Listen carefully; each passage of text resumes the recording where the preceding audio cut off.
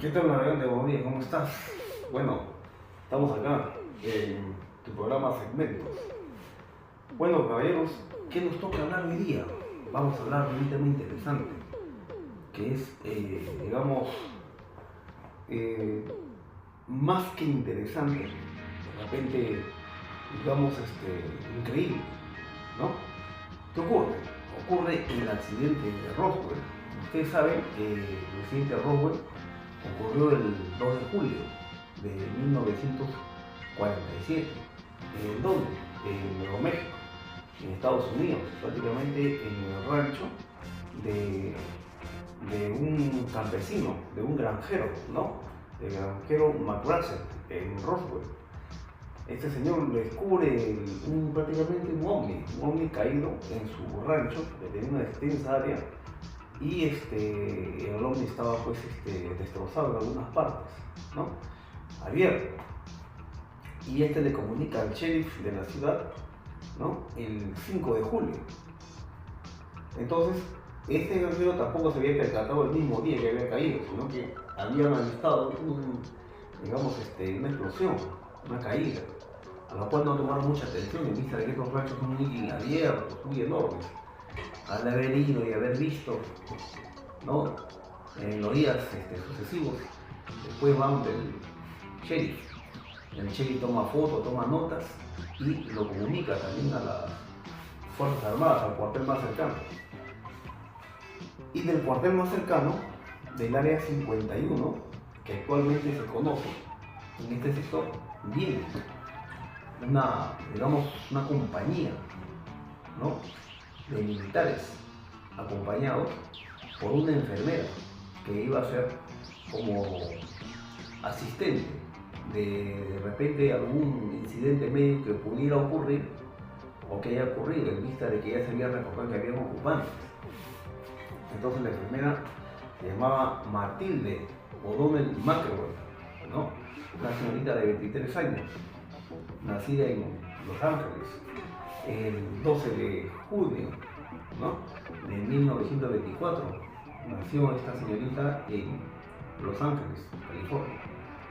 Una vez que ella se había unido al ejército en el cuerpo de enfermeras de mujeres del ejército de Estados Unidos, llega a este lugar acompañada de los oficiales que habían traído a una compañía armada de soldados para verificar, comprobar y retirar todos los restos del artefacto caído y también de los ocupantes. En esta nave se encuentran prácticamente 3 ocupantes, uno muerto, uno casi con vida, a punto de morir, y otro sí que estaba vivo. Entonces, ¿qué ocurre? Que al final de los ocupantes fallecen todos menos uno, y es conducido a esta base secreta, ¿vale? Entonces, ¿qué ocurre? Que en el momento en que se llega al lugar del incidente, a Matilde se le encarga verificar el estado de salud de estos ocupantes, que eran unas criaturas pequeñas de casi 1,10 m, casi 1,10 m, 1,20 m, casi el tamaño de un niño, es lo que narraría ella. Y ella era la única mujer y la única persona que estaba desarmada, en vista de que el resto todos estaban armados. Y esta criatura que encuentran, que estaba viva, que todavía estaba consciente, no tiene oídos, no tiene nariz, no tiene boca, solamente ojos grandes y prominentes, una cabeza enorme, un cuerpo delgado y parecido su piel como que fuera entre plástico, ¿no? Y una especie de sintético. De esta forma es como nos narra Matilda McElroy. O sea, lo que yo le estoy narrando es lo que narra la enfermera, Matilda McElroy. Ella es la que narra esto. Entonces, al ver y verificar a la criatura, acompañado lógicamente de militares bien armados, ella trata de verificar si tiene algún tipo de dolencia, herida o de repente algún tipo de fractura o exposición, ¿no? Que someta, digamos, a esta criatura a un peligro, en vista que sus compañeros ya estaban muertos, ¿no?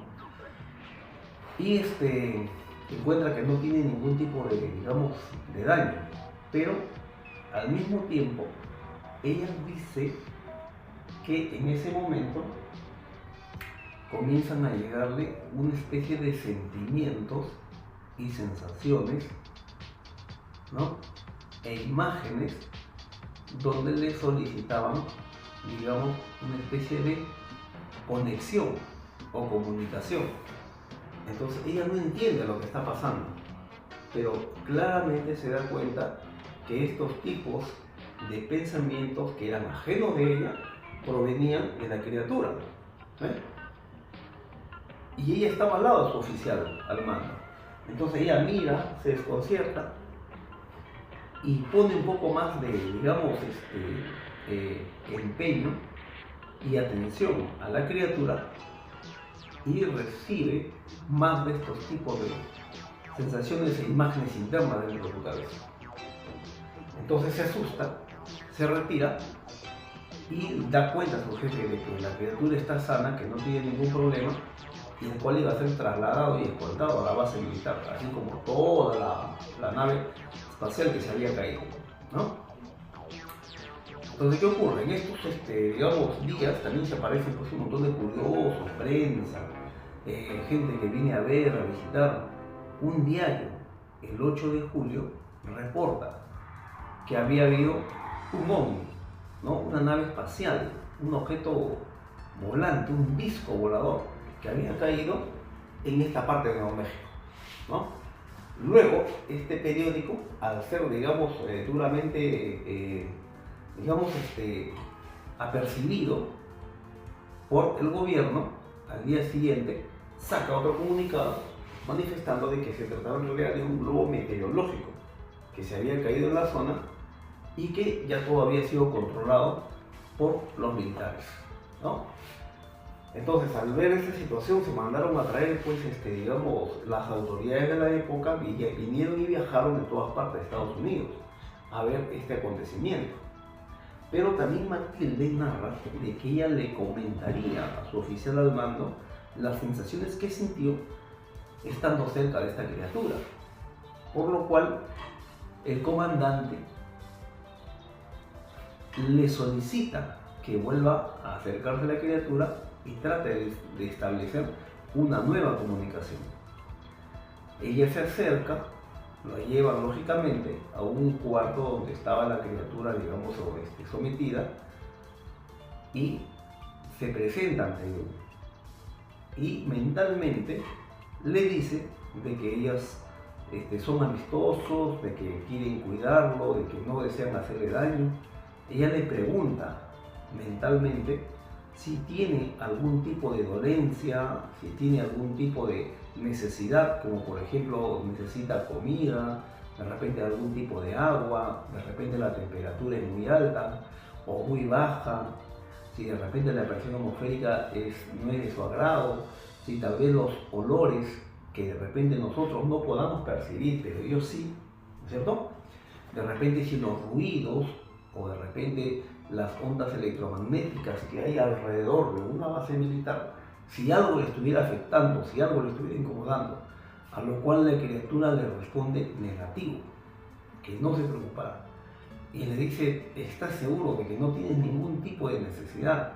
Y la criatura le manifiesta mentalmente que no necesita nada en vista de que no es un ser biológico, en vista de que no tiene necesidades de alimentarse, de sentir calor, frío, o que le afecte, digamos, el aire, que haya poco o mucho oxígeno, ¿entienden? O sea, esta criatura le manifiesta eso, pero le manifestaba así en forma muy vaga. Entonces ella tampoco no comprendía muy bien, le costaba un poco de, digamos, de trabajo poder entender el lenguaje del cual esta criatura le estaba hablando, ¿no? Entonces, dice, ¿cómo puedo hacer para ayudarte? Y le dice que no se preocupe, que todo está bien. A lo cual ella, diariamente, después de este incidente, tenía que reportar a sus superiores lo que había acontecido, lo que más o menos la criatura le había querido decir. Entonces, luego de ocurrido esto, las autoridades o los jefes de ese momento entonces establecen de que la comunicación con esta criatura es prácticamente mental, telepática, y que no se puede establecer una conversación hablada, tampoco escrita, ¿no? Pese a de que le habían consultado a la criatura si podía escribir, si podía hacer signos, si podía de repente emitir algún tipo de comunicación directa, ya no entre la criatura y la enfermera, sino entre la criatura y los altos mandos o el gobierno, ¿entiende? Pero se niega a comunicarse con ellos y les da a conocer que solamente se comunicaría con la enfermera Matilde O'Donnell Macklin, ¿ve? Entonces, hay, digamos, situaciones limitadas, ¿no?, para este asunto. Y también Matilde, ella también tenía cierta, digamos, desconfianza en sí misma, porque de repente ella no estaba traduciendo correctamente lo que le quería decir. Porque al comienzo, recuerde usted que la comunicación eso era de sensaciones, de emociones, de sentimientos y imágenes. Eso es lo que le transmitía. No había una comunicación fluida en inglés, ¿ve? Entonces,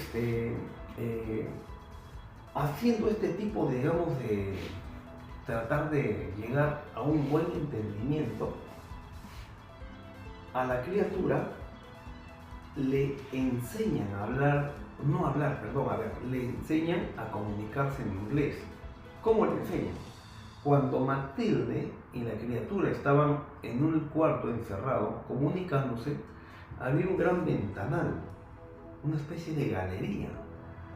Ella era una ventana espejo, por lo cual los ocupantes de la habitación, que estaba la enfermera Matilde y el extraterrestre, no podían ver quiénes estaban del otro lado. Y del otro lado estaba el cuerpo de autoridades, ¿no?, científicos, doctores, chamanes, sí, también había chamanes, mentalistas, psicólogos, parapsicólogos, videntes y clarividentes, así como un, digamos, pool de agentes del gobierno, de distintas agencias. Estaban de la CIA, del FBI, de la SMA y otras más, agencias espaciales, de la NASA, ¿entienden? Ellos podían ver a los entrevistados. Lógicamente Matilde no podía verlos, pero la criatura, ella sí podía verlos. Me refiero a ella porque posteriormente ella le comunicaría que se identificaba como una criatura femenina, ¿vale? Y le comunicó que su nombre era Er, ¿vale? Ese era el nombre que tenía Er.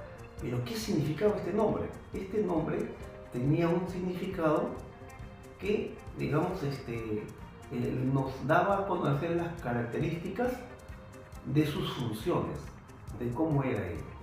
Por ejemplo, si una persona era de repente bastante extrovertido, bastante alegre, bastante animoso, bastante fiestero, chistoso, el que ponía alma en la fiesta, digamos que nosotros le podríamos poner un nombre como de repente el amigo de todos, algo así, ¿no? O la alegría del momento.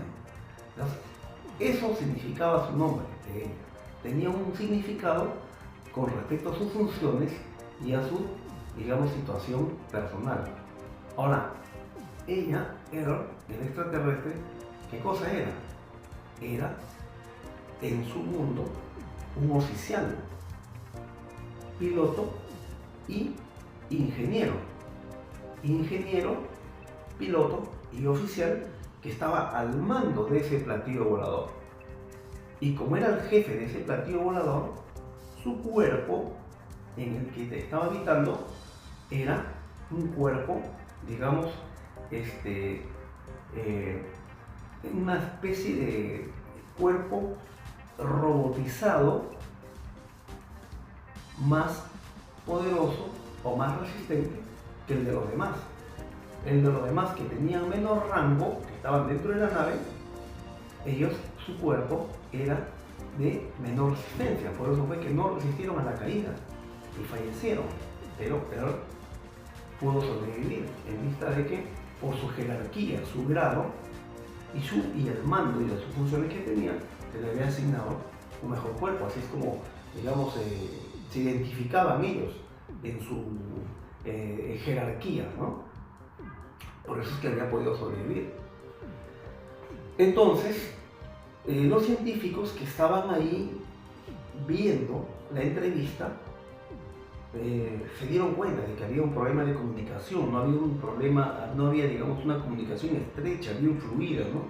En la que podía de repente decir exactamente qué es lo que estaba ocurriendo, pasando, o si estuviera respondiendo correctamente, porque inclusive, como le digo, Matilda tampoco estaba segura de la respuesta que daba. Y ella, cuando terminaba la sesión de entrevista con esta criatura, con este ente, ella tenía que salir a reportarlo a su oficial al mando, y el oficial al mando estaba con un grupo de mecanógrafas, y las mecanógrafas tomaban datos de todo, escribían unas más o menos 7, 8, hasta 10 copias. Eran varias señoritas que transcribían literalmente cada letra con coma y punto de lo que nos describía Matilda, de cómo le vio la entrevista. Y Matilda llevaba todos los días una serie de preguntas que eran entregadas por sus superiores, por las autoridades que estaban en ese momento en la galería, observando toda la entrevista, a los cuales el extraterrestre se negaba a responder todas las preguntas. Solamente respondía preguntas básicas, preguntas limitadas. Por ejemplo, le preguntaron si dentro de la nave, fuera de la nave, en el cuerpo de los demás ocupantes que habían fallecido, en el cuerpo de ella misma, si habrían bacterias y gérmenes que podrían afectar, ¿no?, a la Tierra o a los terrícolas. Le preguntaron si traía algún tipo de enfermedad, a lo cual ella manifestó que no, que en el espacio exterior no sobreviven las bacterias y los gérmenes, dentro de la nave ni fuera, porque son sometidas en la parte externa a tremendas presiones, temperaturas altas, muy elevadas en otros casos, ¿no?, vientos solares, digamos, una gama de ondas electromagnéticas y de todo tipo de rayos, alfa, gamma, beta, ¿no?, tormentas solares. Ese es por fuera, y por dentro todo estaba herméticamente bien esterilizado, con una tecnología indescriptible que no podíamos nosotros, digamos, describirla, ¿no? Entonces era negativo, no hay ningún tipo de germen, ningún tipo de bacteria que se trae. Por ese lado no había peligro. Le preguntan también, le hacen preguntas, lógicamente a Matilda, para que le pregunte al extraterrestre, si su gobierno sabía que ella estaba ahí, que había sido capturada o había sido de repente su ovni estrellado. Ella dijo que en ese momento no lo sabían, pero lo sabrán. ¿Ven?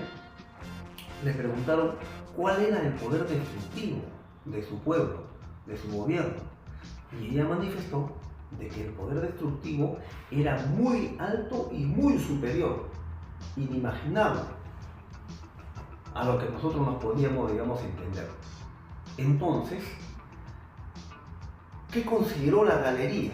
En la galería, como ya les dije, estaban los altos mandos, los agentes del gobierno, de todas las agencias, ¿no?, científicos, gente ilustre que venía a dar su versión y su dato, porque a estos señores les decían: observe usted y describa todo lo que esté viendo desde su ángulo. Por ejemplo, habían científicos que eran biólogos, otros biogenetistas, otros eran ingenieros electrónicos, ingenieros textiles, habían técnicos de todo tipo, habían agentes del gobierno, había gente especializada en inteligencia superior, había gente especializada en criaturas amorfas, habían doctores, habían médicos, habían meteorólogos, arqueólogos, ¿ve? Como le dije, habían clarividentes, habían chamanes, que eran recogidos de tribus indias y eran jefes. O sea, no eran cualquier persona lo que venía. Era, digamos, la crema innata, ¿no?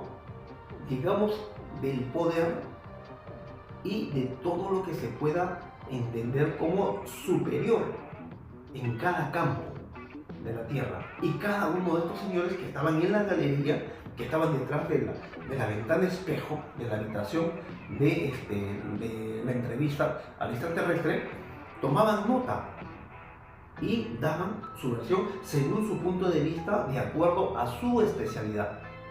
¿Ven? Y entregaban sus reportes a diario. Todas las entrevistas eran a diario.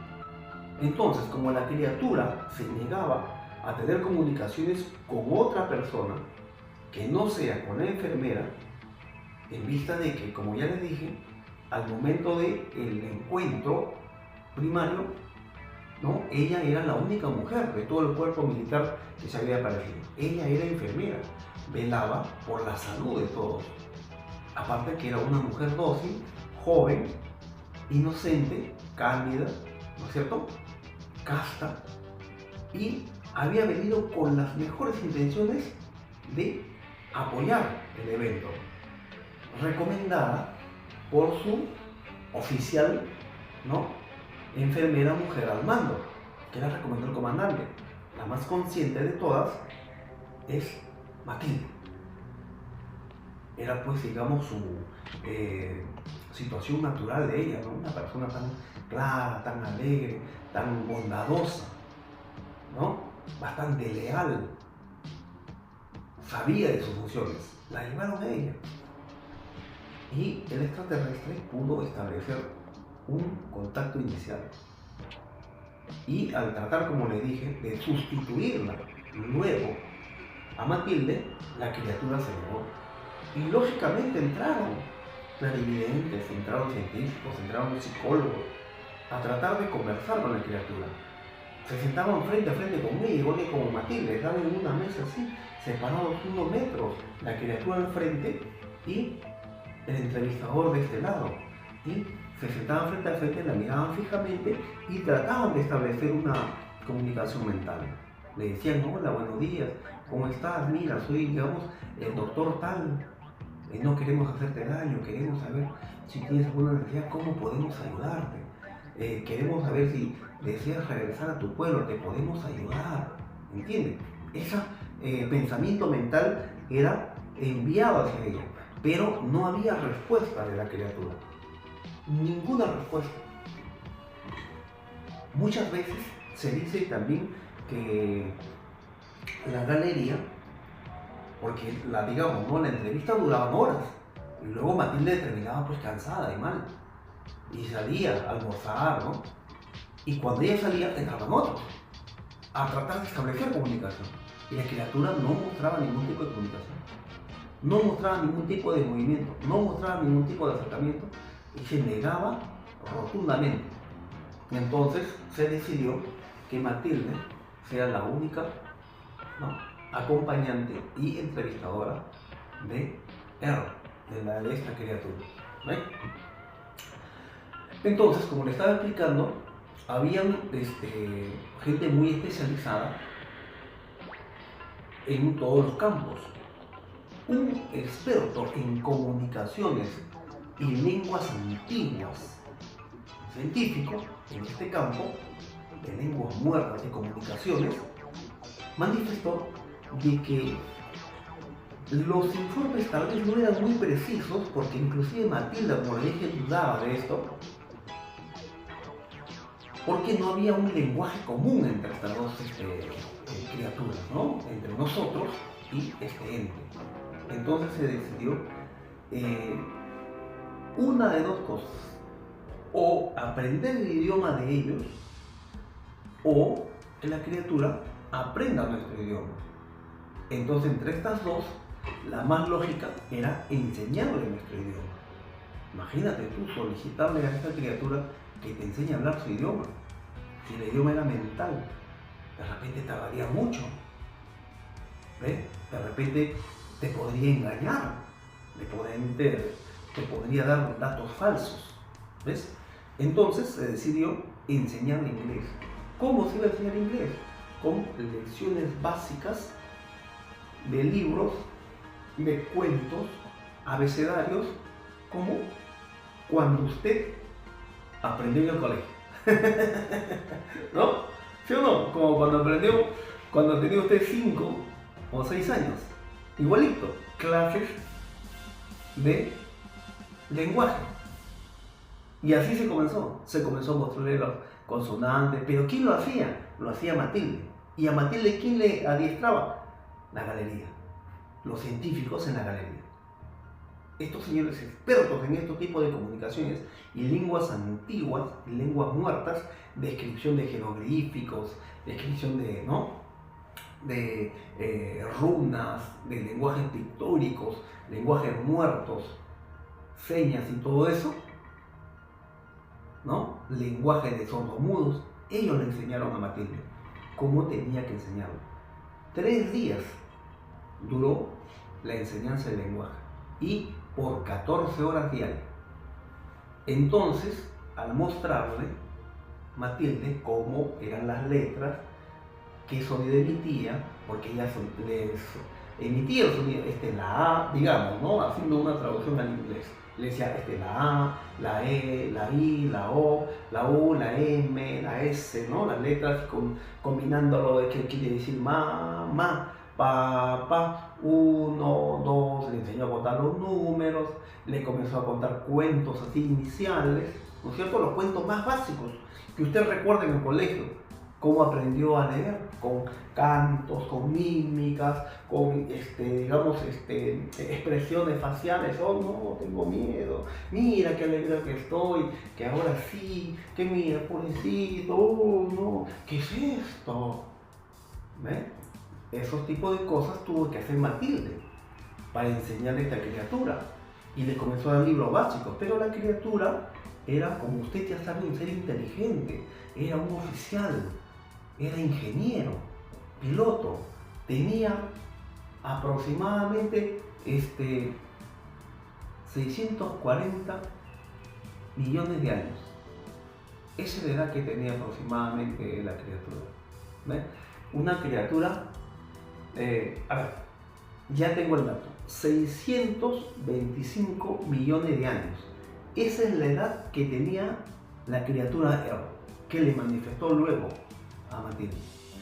Una vez que Matilde le había enseñado, digamos, las cosas básicas del lenguaje, le comenzó a mostrar libros y la criatura comenzó a repasar los libros. Entonces la galería, el cuerpo de oficiales, se dio cuenta de que esta criatura era muy inteligente, porque comenzaba a repasar los libros, se movía. Entonces ellos veían el progreso y sabían de que la criatura estaba aprendiendo. Aparte que estaba aprendiendo, como ya les dije, la criatura no emitía ningún tipo de sonido, no escribía, no hacía ningún símbolo, ni tampoco ningún tipo de señas para la comunicación. Pero era, digamos, un punto a la cual ella se estaba negando. Y se estaba negando porque no quería dar más datos que los permitidos por su comando, ¿no? Ella manifiesta de que pertenecía a la fuerza expedicionaria del dominio, apostado en el sistema solar. Su base de operaciones estaba en el cinturón de asteroides entre Marte y Júpiter. Ahí estaba. Era una, digamos, zona muy apreciable, con un buen clima, una buena presión atmosférica, muy baja, porque se queja de que acá la presión atmosférica es muy alta en el planeta, ¿no? Lógicamente no le afecta a ella por su, digamos, composición de su cuerpo que tenía, pero para las demás criaturas sí era nocivo, para los otros tripulantes que estaban ahí, ¿ven? Entonces su base de ellos estaba ahí y también tenían una base de avanzada en la Luna para la Tierra. Y también tienen bases en las lunas de Júpiter, en la de Marte, en la de Saturno y en los demás planetas. También han explorado todo el rincón de la Vía Láctea. Manifiesta ella también de que la Tierra está ubicado en un sistema solar que está muy alejado del centro galáctico donde ocurren o donde están, digamos, las principales bases y los principales planetas de la fuerza del dominio. que así es como manifiesta que se llama su gobierno al que pertenece. Y estas fuerzas del dominio que están en el centro galáctico controlan un cuarto de todo el universo físico. El otro, 3/4 restantes, una parte es controlada por el viejo imperio. ¿Qué es el viejo imperio? El viejo imperio es un imperio antiguísimo que tiene sus propias funciones, tiene sus propios, rangos de alcance, y en las cuales muchas veces se han encontrado con las fuerzas del dominio, y como son dos fuerzas opuestas y antagónicas, terminan en conflicto y en constantes combates, por lo que muchas veces estas fuerzas se encuentran en planetas, como en el caso de la Tierra, y ocurren conflictos entre ellas, como después narraría de que en 5625 a.C., la fuerza del dominio, o sea, el gobierno del extraterrestre Earth, tenía una base avanzada en los Himalayas.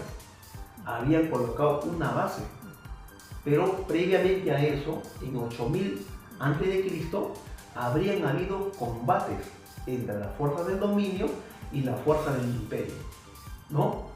¿Cuál era el motivo? El control de esta parte del universo. Pero es una parte del universo que está alejada del centro galáctico, tanto del dominio como del imperio. Entonces es como que, digamos, unos territorios muy lejanos, como que digamos que Rusia y Gran Bretaña se disputen una región que está muy al sur, pasando las Patagonias de Chile, de repente en el Ártico, ¿no? De repente ahí lejos, en un lugar donde es casi, digamos, alejado. Un territorio que de repente tiene poca importancia, poco valor, pero bueno, algo habrá ahí de bueno. Entonces hubieron disputas en esta parte del sistema solar, y en 5625, ¿no?, antes de Cristo, como le estaba narrando, la base del Himalaya, del dominio, donde habían 3000 oficiales, entre técnicos, enfermeras, militares, científicos, ¿no?, extraterrestres del dominio, estaban verificando el progreso de los recursos naturales de la Tierra, cuidando de que se vaya, digamos, a llevar bien lo que es el cuidado de la atmósfera, de los ríos, de los árboles, porque su misión de ellos es eso, su misión de ellos es preservar la naturaleza, preservar los recursos, ¿no?, hacer que la evolución en cada planeta donde hay gente habitable sea armoniosa. El viejo imperio detectó la base de los Himalayas y atacaron la base de los Himalayas y destruyeron y aplastaron a la fuerza del dominio. Más de 3000 oficiales fueron asesinados por vimanas. Eso es lo que manifiesta él. Vimanas llegaron. ¿Qué son vimanas? En la antigua cultura hindú, las vimanas son naves extraterrestres, ¿no? Las naves o las casas volantes de los dioses, que llegaban y destruían a su paso todo lo que encontraban. Y en otros casos, estas vimanas ayudaban a los reyes. En otros casos, estas vimanas eran transportes de los príncipes. ¿Ven? En la cultura hindú se narra cómo hubieron combates entre vimanas. ¿Ven? Entonces, así es como se vivió en la antigüedad. Y en esa época, esos 3000 oficiales que eran del dominio fueron aniquilados, tanto sus naves como sus instalaciones. Y él manifiesta que ella llegó con una expedición. Fue la primera vez que llegó acá a la Tierra. Fue a verificar los daños que se habían causado y hacer un informe, redactar qué es lo que había ocurrido. Entonces ella manifiesta que esa fue la primera vez que llegó a la Tierra y tuvo contacto con los terrícolas de esa época, a los cuales tuvo que someterse ella bajo un trabajo de comunicaciones para aprender el idioma sánscrito en el que hablaban estas criaturas, idiomas antiguos, y se pudo establecer una comunicación con estos humanos. Y estos humanos les narraron que ocurrió una explosión tan grande que alumbró toda la noche. ¿no? Como si hubiera un sol interno en esa montaña. Y vieron en los cielos a estas vimanas atacando a la base, ¿no?, de los Apus, o de esos semidioses que tenían ahí. ¿Se dan cuenta? Entonces, combates estelares entre las fuerzas del dominio y el imperio permanentemente ocurre en casi todo el universo. Eso es lo que manifestó la extraterrestre Earth, ¿no? Una vez que había aprendido a hablar bien el idioma, como les cuento. Porque al terminar la instrucción con Matilde, ella leía libros. Y cuando leía los libros, se le salía a ella nuevas preguntas. Y le decía a Matilde, antes de que se vaya, que por favor necesita información con respecto a este y a este tema. Le daba una lista de temas. Y ella le entregaba a la galería, a sus superiores. Le decía que ella necesita información de este tema. Y los generales que estaban al mando mandaban a traer libros, enciclopedias, todo lo que requerían. Y también le trajeron la Biblia, lo cual le interesó bastante y lo leyó todo en un par de horas en la noche. Pero ¿cómo leía esta criatura? Por lo poco que narró Matilde narraba de que la criatura escaneaba las hojas. Escaneaba las hojas. Duraba aproximadamente entre 2 a 3 segundos por cada hoja. Pasaba a la siguiente página. Pasaba a la siguiente página. No es que ella leía rápido, sino que este extraterrestre, como tenía ojos enormes, tiene algún tipo de comunicaciones visuales con su centro de comando que estaba en el cinturón de asteroides. Escaneaba las hojas y las enviaba ya. ¿Cómo? Telepáticamente. Así es como pudo leer y hacerse de todo tipo de información de la Tierra. Lógicamente, aprendiendo bien el idioma inglés. Una vez que se había aprendido bien el idioma inglés, que duró, como le dije, 3 días, ella tenía amplia información de la Tierra, de nuestro, digamos, historia, de ingeniería, de técnica, de mecánica, de electricidad, de atmósfera, de minería, de religiones, guerras, de economía, cómo funcionaba el planeta, cómo la habíamos hecho funcionar nosotros. Una vez que ya ella tenía clarísimo todo el entorno, en dónde estaba, en dónde se encontraba, ¿no? Y con quiénes estaba tratando, que éramos nosotros, en esa época con los oficiales de la galería. Luego de esos 3 días, ella dijo que ella estaba dispuesta a colaborar, a dialogar, a responder algunas preguntas. Ojo con eso, porque se negó a responder todas las preguntas de la galería. La galería, ya saben a quién me refiero, ¿no? Al cuerpo de autoridades que estaba detrás, ¿no?, de la ventana de espejo. Porque la bombardeaban de preguntas enormes, como por ejemplo querían saber cómo estaba construido la nave espacial, ¿ves?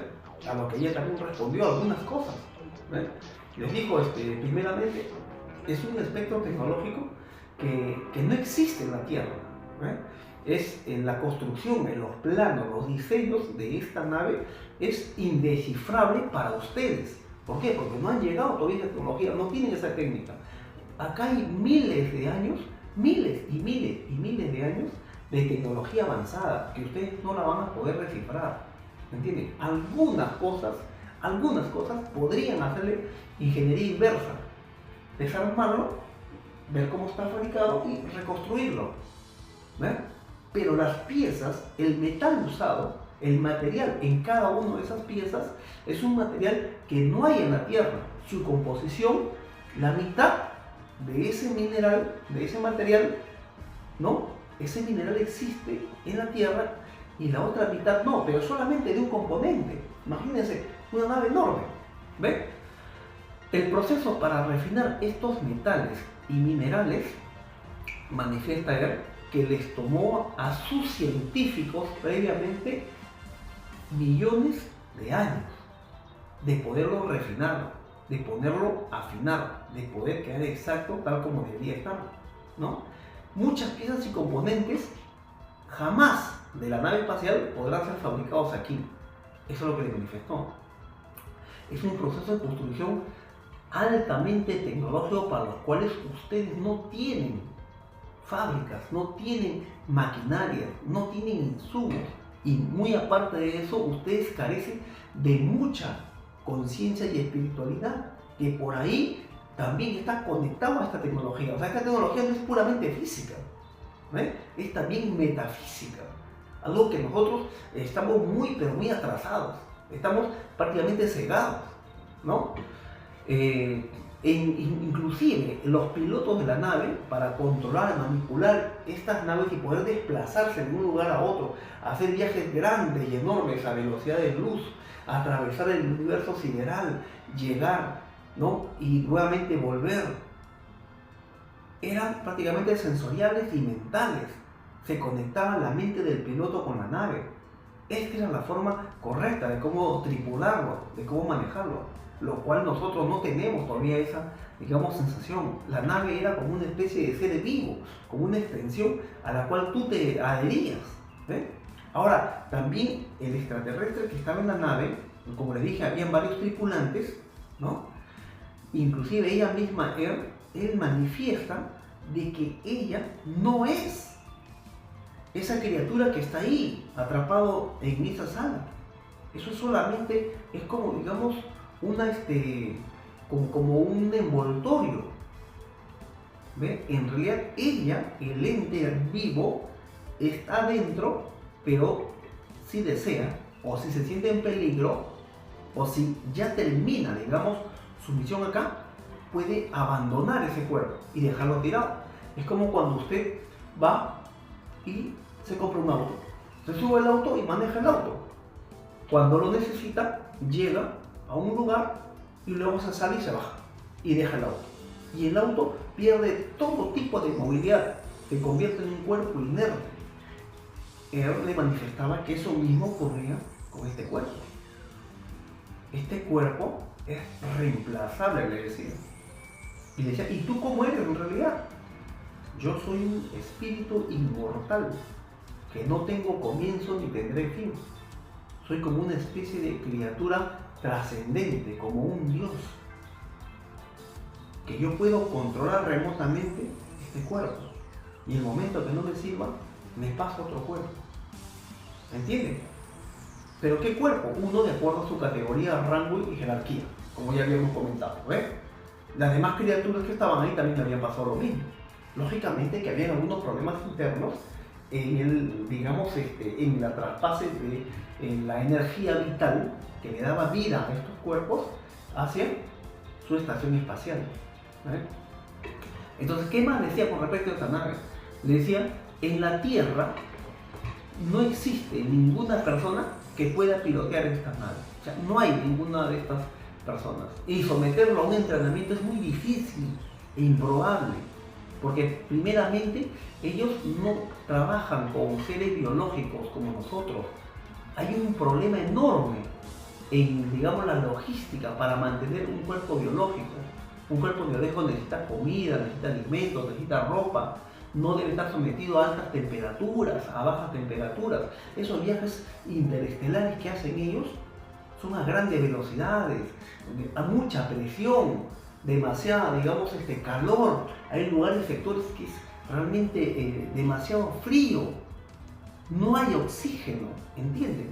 No hay suministro de oxígeno también para mantener criaturas biológicas como nosotros. O sea, es imposible, ¿eh?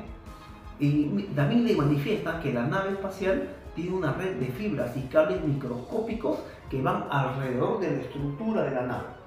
¿Ven? Ahí están concentrados estos circuitos que le sirven para la navegación, la comunicación, para la orientación espacial, ¿no? Para los sensores de movimiento, temperaturas, controlan las presiones, controlan velocidades, rayos infrarrojos, rayos gamma, todo este tipo de rayos, ultravioleta, cientos y miles de aplicaciones que tienen estas, digamos, diferentes circuitos, cables microscópicos que van alrededor de la del cuerpo de la nave que van interconectados a sus mandos de ellos, ¿no?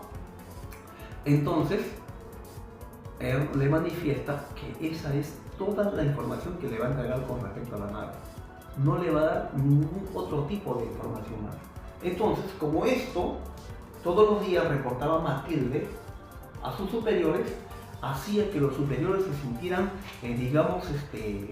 frustrados, molestos y muchas veces de repente hasta disconformes con la respuesta del extraterrestre, porque se negaba a colaborar. Cuando Matilde le pregunta, básicamente, ¿por qué no está dispuesta a colaborar? La extraterrestre le dice, es porque yo los puedo ver. Yo puedo ver sus intenciones reales. Yo puedo ver lo que hay en cada uno de ellos. Y también en ti, le dice. Se sorprende y se asusta Matilde. Y dice, no te asustes, le dice. Tú no eres en realidad ese cuerpo en el que estás ahí. Tú eres más que eso. Todos los seres humanos somos entes inmortales. Eso es lo que nos dice. Debemos tratar de escapar de esta ilusión o de esta matrix, de esta prisión en la que nos ha puesto el viejo imperio. ¿Ves? El imperio que antes controlaba este sector de la galaxia, que ha hecho, miserables e ignorantes a tu especie anteriormente, ha impuesto todo este tipo de, de mundo superficial, un mundo de ilusión y de mentiras. Ustedes tienen que ser liberados, eso es lo que dice, ¿no? Y le hace una prueba a ella. Y le dice, mira dónde estás ahora, dónde estás, mira para abajo. Y cuando mira para abajo, Matilde se ve a ella sentada. O sea, la desdobló. ¿Se dan cuenta? Esa es la capacidad que tenía Aaron. Y le dice, mira, puedes ver a través de la galería. Y de verdad, ella puede observar a todos. Y puede observar la gama de colores que sale de la conciencia y del aura de cada uno. Por lo cual se da cuenta de lo que él le dice, tiene bastante sentido. Ahora, que sea verdad o que sea mentira, navegante, ese es, otro asunto, ¿no? En este caso yo no te lo puedo decir, porque no lo sé, navegante, pero lo puedo sospechar, lo puedo inducir, ¿no es cierto? Pero eso va a ser un tema de otro video, navegante, ¿ya? Ahora estamos en la parte final. Este ente nos da muchos datos, bastantes datos históricos inclusive. Habla de la destrucción de la Atlántida, de Lemuria, habla de los reyes otomanos, habla de un montón de, criaturas que han pasado por la tierra. Hablan de Buda, hablan de Jesucristo, hablan de Zoroastro, hablan de Moisés. Básicamente casi todas las, las personas o los seres iluminados que han aparecido en la tierra han sido entes, ¿no? O espíritus superiores del dominio, que han venido a liderarnos, tanto Jesús, Buda, ¿no? En diferentes, épocas del año, épocas de la vida de la tierra, ¿no? De repente Mahoma, de repente Hermes Trismegisto y tantos otros padres celestiales que han habido, ¿no? Abraham, Noé, han sido descendencia de ellos, que han luchado lógicamente contra, la prisión efectiva en la que nos tiene sometido el imperio. Una prisión en la que hace que cada vez que uno termina su vida, vuelve a renacer y se vuelve a quedar acá. Pero esta prisión viene con un grado de amnesia enorme, en la que pasas por el velo de Isis y te olvidas de tu vida anterior. Pero te queda la sensación de que tienes que volver, de que tienes que regresar, de que tú debes volver nuevamente. Tú no quieres morir en tu lecho de muerte, tú quieres seguir viviendo. Eso es lo que te han impuesto, te han hipnotizado para que tú, quieras volver a renacer y vuelves a nacer, a cumplir una misión. Supuestamente tienes un plan, el plan, divino, en el que tú debes superarte, mejorarte. Claro, lo sabes por tu espíritu que está dentro de ti, que tú debes ser bueno, debes hacer buenas acciones. Y si de repente haces algunas cosas mal, sabes que tienes que enmendarlo, sabes que tienes la oportunidad en la que la vida o el universo te da para que no vuelvas a cometer los actos anteriores y puedas seguir creciendo de poquito en poquito, ¿no es cierto? Pero la idea real es trascender, llegar y liberarte. Ya no ocupar un cuerpo físico, sino trascender hacia la energía divina, la fuente creadora de todo el universo. Eso es lo que nos dice. Ustedes son entes inmortales. Esto solamente es un cuerpo físico temporal que la pueden desechar cuando ustedes mueran. Ojo, tampoco se vale hacerse daño, ¿no? Que bueno, yo quiero liberarme. No. Hay reglas y normas que se deben cumplir, que nosotros las sabemos ya interiormente en la cabeza. ¿Está bien asesinar a otro? No está bien, navegante. ¿Está bien hacer daño a alguien? No está bien, navegante. Está bien, digamos, usted sabe cuando está obrando bien o está obrando mal. Ese sentimiento que usted siente cuando sabe que algo que no debe hacer, no lo debe hacer, es porque su espíritu le está hablando.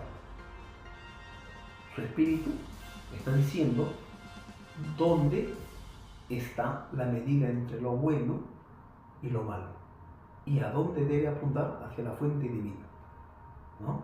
A la energía máxima de creación en el universo, donde todo es armonía. Pero ojo que ya también hay diferentes tipos de reglas y leyes que no se puede, digamos, entender a nuestro nivel. Ahora, cuando usted siente miedo, o cuando usted siente tristeza o alegría, o usted de repente se emociona por algo, ese tipo de sentimientos lo está controlando el alma, que es otro cuerpo vital, un cuerpo vital secundario. El primero es este de carne y hueso que tenemos, nuestro cuerpo físico. El segundo es uno idéntico a este, que ocupa todo el volumen de nuestro cuerpo, que es el alma, que es donde está el reino de las sensaciones y las emociones. Pero muy dentro del alma, el sentimiento de querer nosotros trascender en hacer lo bueno, en hacer lo correcto, mejor dicho, no tanto lo bueno, sino lo correcto, y llegar hacia, digamos, hacia Dios o hacia el universo máximo, a la fuente de energía. Ese es el espíritu. Entonces, tenga usted bien claro eso, navegante. Bueno, entonces, como nosotros somos seres inmortales, la chispa divina que está dentro de nosotros, dentro del espíritu, ¿no?, nos llama a subir hacia nuestro creador. Entonces, de esa forma es como él controla ese cuerpo de extraterrestre que estaba ahí y le manifiesta que muy pronto dejará este cuerpo porque ya cumplió su misión ahí. Ahora, ¿cómo se estrelló esa nave? ¿Cómo llegó ahí? Ella también le manifiesta a Matilde de que ellos han estado explorando nubes energéticas de radiación. En esos tiempos, en esos momentos, en ese año, en el 47, habían habido en Nuevo México detonaciones nucleares, pruebas de detonaciones de bombas atómicas y bombas nucleares en los desiertos de Nuevo México. Y habían contaminado la atmósfera y ellos bajaron para restituir, preservar, arreglar, curar la atmósfera. Pero un rayo que sale de las nubes impacta la nave, la descontrola y pierde, digamos, el control de la nave y la nave se estrella. Es así como cae. Eso es lo que le cuenta a Matilde y es por eso que ha caído. Ellos tienen también su, digamos, protocolos de emergencia. Si ocurre eso, saben lo que tienen que hacer. Si son atrapados por los seres nativos del planeta, saben lo que tienen que hacer. Si son interrogados, saben hasta dónde hablar. Y saben hasta cuándo quedarse. Una vez que ella cumplió con todo eso, ya digamos, Y pese a que se volvió a negar innumerables veces a responder las otras preguntas que venían del gobierno, de las agencias de protección, de las agencias de inteligencia del gobierno, de la NASA y de todo tipo de autoridad que había en ese momento en la galería, ¿no? Llega al punto en que él manifiesta de que, digamos, esto sería todo. El general que estaba al mando, una vez que Matilde termina, le dice: dale este pliego de preguntas finales, preguntas específicas y bien puntuales con respecto a la capacidad destructiva y de movilidad de sus fuerzas militares y armadas, del dominio, ¿no? Y también del viejo imperio, porque ojo que el imperio también operaba en estas zonas, y como ya les manifesté anteriormente, estas contiendas y combates entre estas fuerzas galácticas del dominio, de las fuerzas del dominio y del imperio, es en todo el universo, ¿no? Y tienen una gama de, digamos, criaturas extraterrestres de todo tipo de razas que existen tanto de un bando como de otro bando y en la que están en constantes conflictos. Pero también en este sector del dominio y del imperio tienen también rebeliones internas. Estas rebeliones internas muchas veces son aplacadas por ellos y las fuerzas del imperio mandan a planetas prisiones a estos rebeldes, a estos caudillos y a estos, digamos, revolucionarios que aparecen en su sector.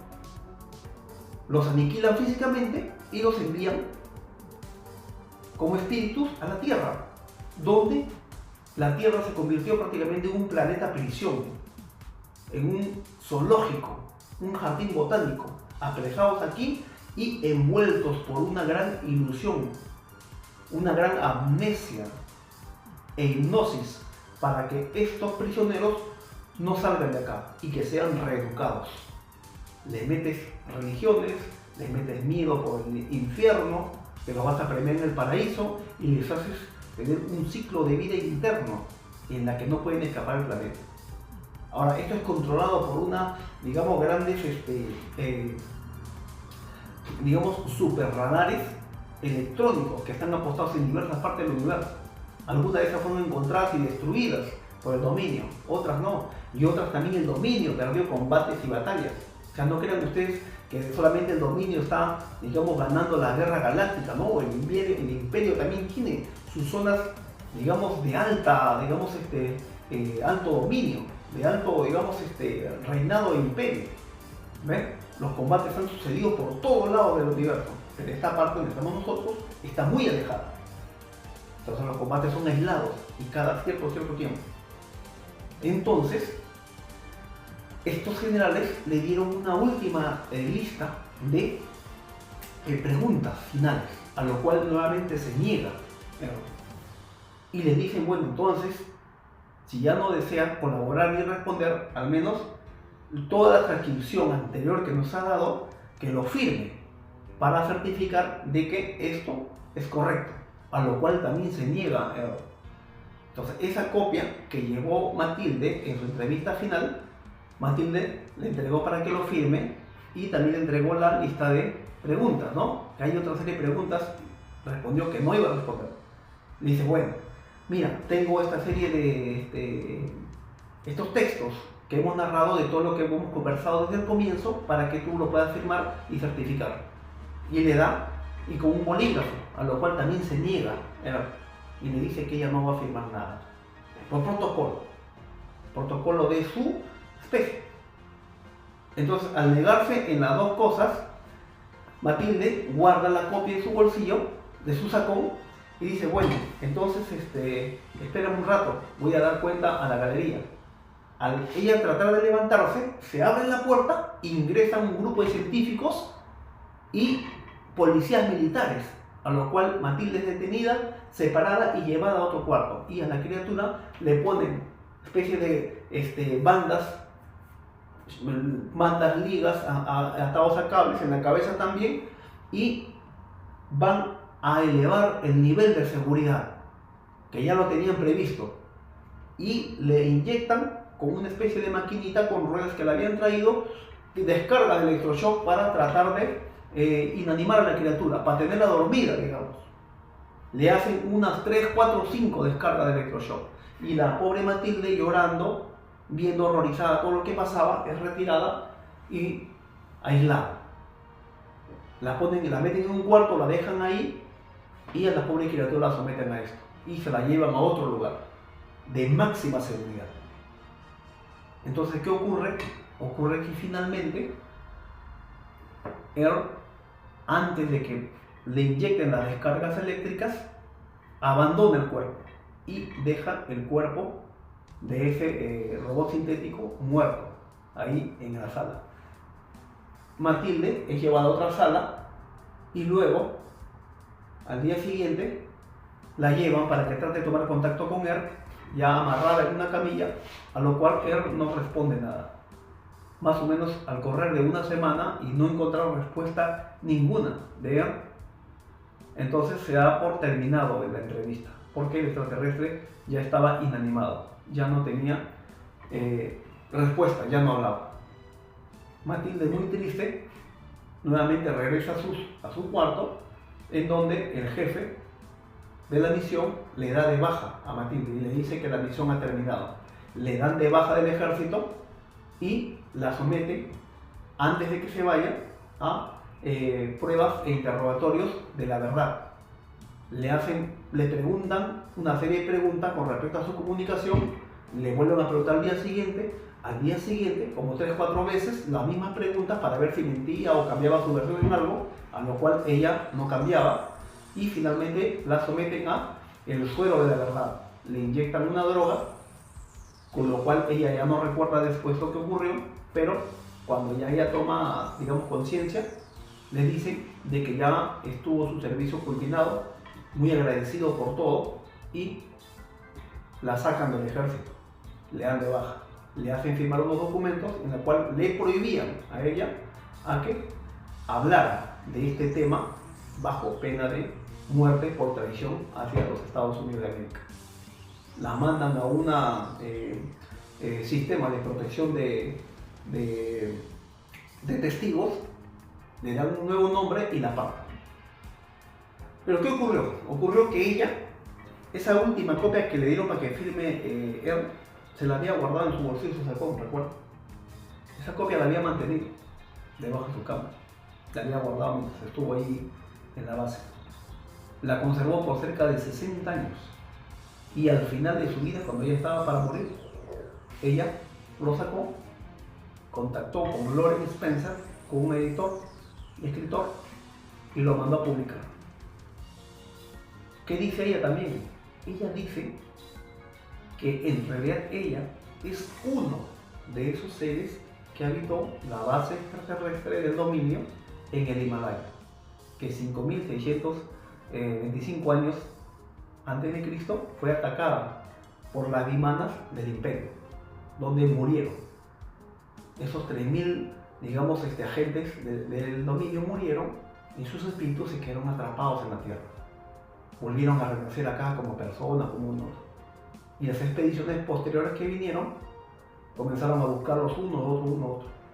Luego, estando ella, digamos, todavía joven, antes de que abandone la base militar, ya cuando fue dado de baja, Earl se comunicó con ella mentalmente y le dijo que estaba bien, que no se preocupe, que ya había abandonado el cuerpo antes de que le sometan el electroshock, había regresado a su base, ¿no?, en el cinturón de asteroides, y le comunica que ella era parte de esa misión anterior, era uno de los 3.000 miembros del batallón expedicionario del dominio en la Tierra. y miren, ¿qué cosa era ella? ¿Qué hacía en ese tiempo? ¿Cuál era su función? Enfermera. Y siempre ha sido enfermera. Y manifiesta que ya muy vieja, muy anciana, antes de morir, iba mentalmente, ¿no?, se separaba de su cuerpo a la base a cumplir algunas funciones, para retomar sus funciones. Bueno, ella finalmente fue liberada. Y antes de dejar este mundo físico, dejó esta entrevista. para ti y para mí, navegante. Bueno, navegantes, me gustaría expandirme más porque es bien largo, pero el tiempo apremia, navegante. Te cuida, navegante, y próximamente te voy a dar otros datos de otra entrevista a otro extraterrestre. ¿Ya? Listo, nos vemos, un abrazo, te cuidas.